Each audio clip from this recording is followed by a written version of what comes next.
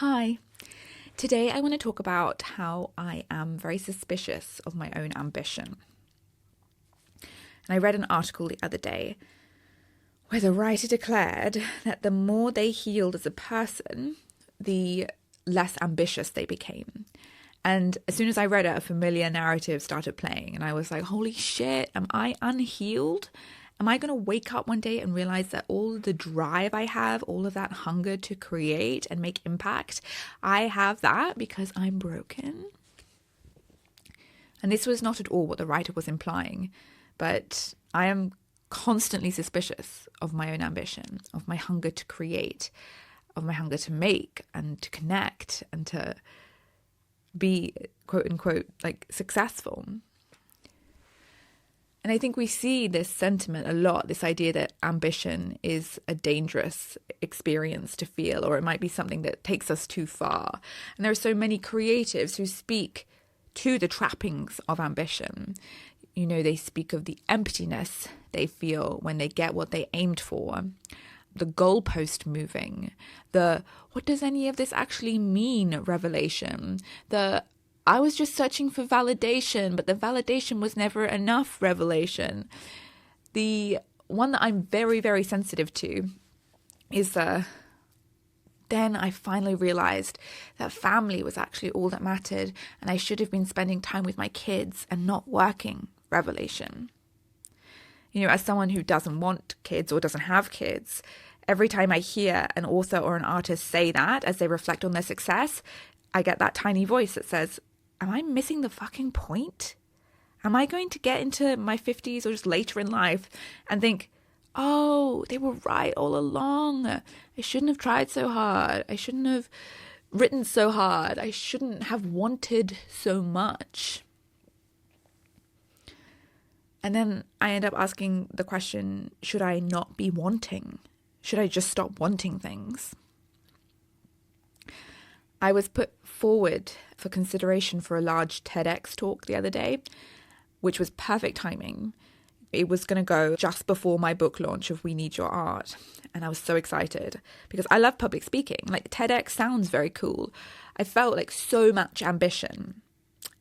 And because I wanted it, I wanted this opportunity, I felt all the vulnerability that comes with wanting. To want is to feel very, very vulnerable. And so I texted my best friend Ella. And she reminded me, she just texted me back and she said, Amy, it's okay to want things. And I found that incredibly revolutionary and relieving. I needed it to be told and reminded that it's okay to want things. When I was mega depresso, I got very into meditation and Buddhist teachings, and it helped me a lot. But I always really struggled with the eradication of desire. Because desire, for me, has always been fucking delightful. Why would I want to stop wanting? And maybe it's because I'm so far away from enlightenment that the concept is impossible to grasp. But for me, like right now, entirely unenlightened, to want something is to be vulnerable and human and beautiful. And I love wanting. I love longing. And I love desire. But obviously, wanting comes with pain. Look, nothing is confirmed, but I'm pretty fucking sure I didn't get the TEDx gig. It's been like over a week since the supposed very urgent interview, and they've gone radio silent. Like I followed up, no reply. So, you know, let's extrapolate from that. So how do I feel? Like, how does this ambitious little writer feel in the face of this not quite, but almost certain rejection? And if you just give me a moment, like, for me to check in, like, I feel a bit disappointed. It's annoying.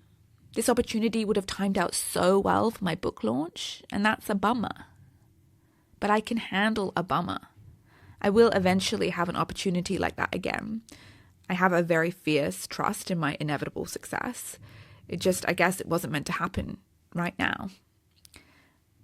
I definitely don't feel less than. I actually feel like I learned a huge amount from the experience. So in actual fact, I don't feel less than, I feel more than. I am more than before. I just keep getting fucking better and better. Like whether I am being denied what I want or given what I want, I feel like I can become a better Amy no matter what I navigate. So my ambition and my desire to write amazing books and connect with amazing people, it does make me vulnerable to disappointment and pain, makes me vulnerable to pain. But I think I'm okay with that. I wouldn't want a life where I am not vulnerable. And I don't even know if I want a life with no pain. In saying that, I know many of us use ambition to fill a hole. I can tell, I feel like it's a skill. I can tell almost instantly whether a creative's ambition is being used to fill a gaping hole in their heart or whether it's some other source of fuel. Because you can see them relentlessly pursue more in a way that savors nothing. They seek and aspire in a way that does not credit who they already are. They are insatiable in a way that has nothing to do with relishing a taste, but just filling a bottomless pit. And so we have to admit that drive and desire is a wild force, and it can become unwieldy and destructive. But I feel like we're writing off ambition entirely. And I don't think that's something that we should do. I think my constant suspicion of my own ambition is because we so rarely see or talk about what healthy ambition can look like. We don't have healthy examples of ambition. So I would like to very gently and humbly put myself forward as a candidate, as a healthy example of ambition. And I want to tell you about my ambition. So I am an author of fiction and non-fiction. I'm a speaker, not TEDx, obviously, but I am a speaker, a painter, an artist. I long for connection. I want my upcoming book, We Need Your Art, to ricochet around the world and leave her mark upon many artists. I want my fiction to delight people. I want to make money doing what I love. I want to one day write a screenplay. I want to connect with others and collaborate with other artists. I want to speak on big stages. I want to hug artists. I want a home that has studios to paint in and to podcast in and to host workshops in. I want little miracles everywhere. I want to meet Richard Osman and I want him to read my new detective novel and I want him to say that he thought it was really quite fun. I want to feel seen and known and I want to see and know myself.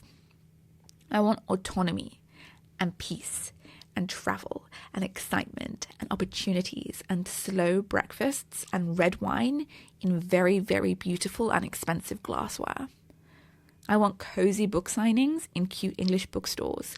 I want to fund other people's creative projects. I want to make real, tangible change in our creative industries. I want to make artists feel fucking powerful. This is my ambition. So what does my ambition feel like? So for me, ambition feels like a creative drive, a compulsion to make. It feels like ideas. It feels like energy, sparkling, glittering energy. And even when I was going absolutely nowhere as an author, because I was reflecting upon whether ambition only feels good now because I have momentum. But even when I was going absolutely nowhere as an author, my ambition still felt beautiful. It was hard and frustrating, but very, very beautiful. When I was giving the skin flat white lady a full flat fucking cappuccino at the cafe I worked at, or when I was spinning around in my office chair from 9 to 5, my ambition to tell stories and find an audience and bring artists together and make movies of my books, that felt very far away, painfully so, but it also felt magic. And instead of being a victim to my sucky, shitty life, my ambition gave me agency and purpose. It was the hope and vision that I clung to. My ambition feels like a clean fuel, smooth and consistent. Occasionally, it leaves me feeling rushed and urgent and frustrated and pent up. But these feelings, I can take care of those feelings. I can take care of myself. I slow myself down. I reroute myself in trust. I make myself a cup of tea and bask in what I already have. Do you know how much I look around and bask at my own life. Like, it's fucking magnificent. My ambition is rooted in a deep, profound love of what I already have. Okay, but Amy, do you move your goalposts? Like, do you move your goalposts? As in, like, when I achieve something, do I move on to the next thing that I want to achieve? Yeah, I do. But not without the aforementioned basking, not without relishing, not without a glass of bubbly and like beaming. And I don't move on because it wasn't enough. I move on because I'm a creative fucking force and my interest has been captured elsewhere. There is another story to tell or a new project to create. I'm not chasing a goal.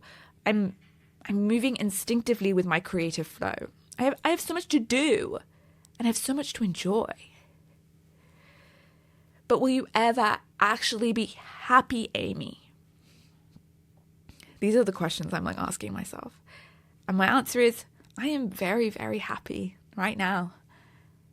The idea that ambition is a sign of unhappiness needn't be true. I am happy, but hungry. To quote CrossFit legend Noah Olson. I am delighted and driven. I am both. This life of creating and making and fucking up and flailing, it makes me very, very joyful. I'm not chasing fulfillment. I'm not chasing being chosen. I'm not chasing my own approval. I already have all of that. So, Amy, then what are you chasing? Like, ambition is the chase. Like, what are you chasing? But I am not chasing. It doesn't feel like chasing. I'm just living my fucking delicious life. I'm filling my present moment with art and stories and connection and magic and joy. I long for more stories, and so I write more stories. I long for more creative collaboration, and so I call them in. I long for more weirdly expensive glassware, and so I build my wealth. This just doesn't feel like a chase. It feels like purposefully living. It feels like purposeful, sparkly living. So how do we foster healthy ambition? And I think, like, I need to say here, please don't get me wrong. I'm sure that part of my drive and ambition comes from my desire to prove the absolute fuckhead of a teacher who wrote stupid all over my manuscript, to prove that teacher wrong. Like, I'm sure there's part of that in me. And I'm sure there is part of me that, like, secretly wants to be on the New York Times bestseller list because that would just make me feel really special. And I love to feel special. Like, I cannot purify my ambition, not totally, any more than I can, like, purify myself. I am human and multifaceted and flawed. And so I don't know that we can ever, like, access, like, a really pure ambition. But what I do know is that I am already enough right now. And what I know is that I really love giving a fuck. Like, I love giving a fuck. I love a life where I care and long for and desire and try. I really love trying. I feel like I'm going to leave it there. I really love trying. This is my beautiful book, baby. We Need Your Art. Look at her. I got the hardcover today. She's out on March 11th. Every YouTube video you watch, that shit is explored in more depth in this book. But if you are someone who is ambitious, as a creative especially, I see you. I love your drive. I'm incredibly proud of you. I can't wait for you to get this book and for me to look the fuck after you in this book. We need your art.